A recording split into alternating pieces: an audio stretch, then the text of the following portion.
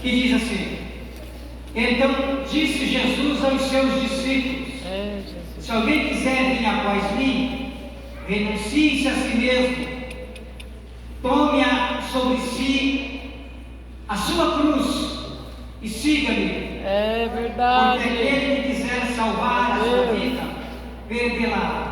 E quem perder a sua vida, por amor de mim, achará.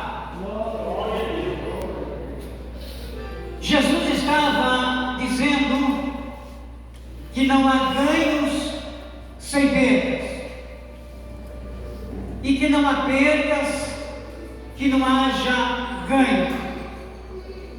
Toda perda tem ganho, todo ganho foi preciso ter uma perda. O dia que você e eu ouvimos a palavra de salvação e fomos convencidos pelo Espírito Santo a entregar a nossa vida a Jesus Cristo, naquele dia você perdeu o direito na sua própria vida. Naquele dia você deixou de tomar conta da sua própria vida. Naquele dia você deixou de fazer as coisas que pessoalmente, particularmente, você gostava de fazer. Você abriu mão de um bocado de coisa para viver não a sua vida agora, mas a vida que Jesus escolheu para você. É verdade. Porque às vezes as nossas escolhas não são tão boas. Às vezes erramos nas nossas escolhas, mas quando nós pautamos a nossa vida na palavra do Senhor e permitimos que a direção da nossa vida seja conforme a palavra do Senhor, nós só temos a ganhar e nós acertamos em tudo. Então minha fala esta noite é sobre perdas e sobre ganho. Eu não sei qual a sua situação nesta noite. Talvez você esteja passando por momentos de perda. Fique tranquila, fique tranquilo, porque depois da perda vem o ganho. Nem sempre o estado de perda é símbolo de derrota. Às vezes a perda é para você ganhar depois. Às vezes perdemos hoje e ganhamos amanhã. Tem perda inesperada, tem perda que não são projetadas. Capítulo 15 de Lucas, aquele homem, ele perde uma das suas ovelhas, e ele vai atrás daquela ovelha, porque ele não admitiu a perda. Ao encontrar, ele sara as suas feridas, coloca nos seus ombros e leva para casa contente, porque recuperou o que havia perdido. A ovelha é um animal irracional, ela não conseguiria talvez voltar para casa sozinha. Grande é Deus. Aquela mulher do mesmo capítulo 15 de Lucas, ela perde uma moeda e chama as amigas para tentar encontrar aquela moeda.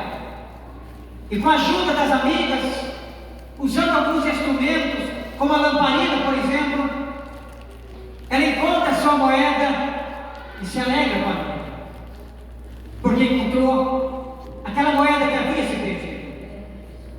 Era necessário ela procurar aquela moeda, porque a moeda é um objeto morto, sem vida. Seria difícil ela encontrar se não procurasse. Mas no mesmo capítulo 15, nós encontramos aquele moço que se perde na vida, se perde da família, e o pai não vai atrás. Sabe por quê? A ovelha é um animal irracional, é necessário ir atrás. A moeda é um objeto sem vida, é necessário ir atrás. Mas aquele moço tomou uma decisão por conta própria. Ele fez tudo de caso pensado, ele fez tudo de livre e espontânea vontade, ele fez tudo o que ele mesmo queria. Foi por conta própria que ele deixa a casa. Verdade. Foi por conta própria que ele se distancia com a terra muito longe. Foi por conta própria que ele se envolve sua família.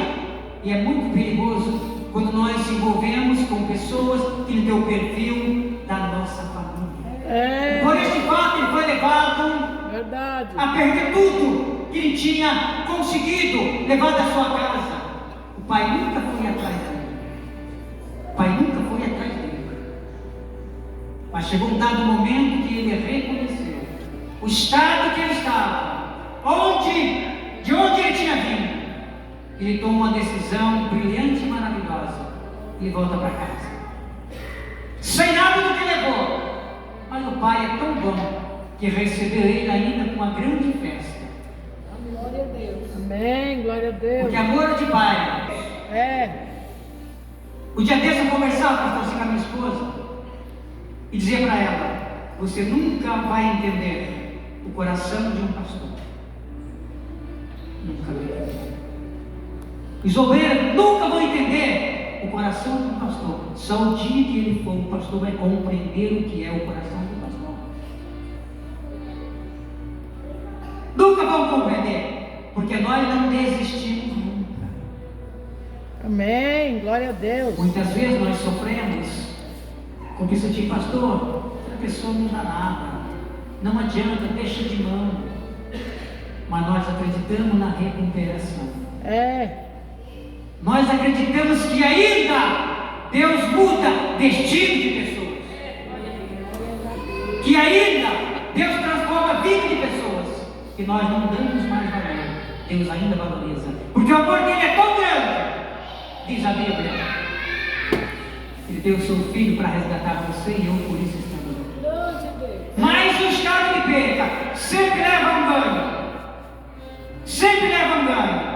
Às vezes nós não entendemos e não permitimos, às vezes, de perder para ganhar depois. E eu vim aqui te dizer esta noite: se você está no estado de perca, fique tranquilo, que vai chegar o estado, você vai ser levado de ganho. A Bíblia nos mostra, se não foge a memória, em 19 de Mateus, que Deus tenta levar o moço ao estado de perca.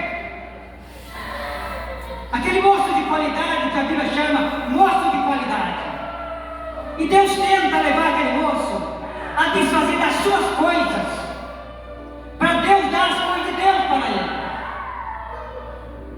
O Senhor fala: deixe as suas coisas, de tudo que você tem aos pobres, vem e segue-me, e eu vou te dar um tesouro do céu.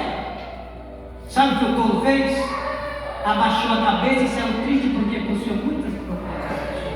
Ele não quis perder para ganhar depois. As coisas dele eram boas, mas eram coisas passageiras. E Deus queria dar para ele coisas eternas, coisas que permaneciam para sempre. Mas ele não aceitou a proposta de Deus. Bom é quando entendemos as propostas de Deus e permitimos, muitas vezes, ser levado ao estado até de perda, porque depois vamos ser levados para o estado de ganho. Você lembra de Moisés? Em 11, 24, 25, dos que tem os Hebreus, está escrito que ele preferiu abandonar de ser filho da filha de Faraó para antes sofrer com o povo de Deus. Ele abriu mão do palácio, ele abriu mão de uma vida de príncipe, ele abriu mão de um conforto tão grande para ir para o deserto, tomar conta de um povo abstinado ao mal, um povo ruim de lidar, um povo terrível. Ele abriu mão para conduzir aqueles 600 mil homens, sem contar as mulheres e os meninos, para a terra prometida.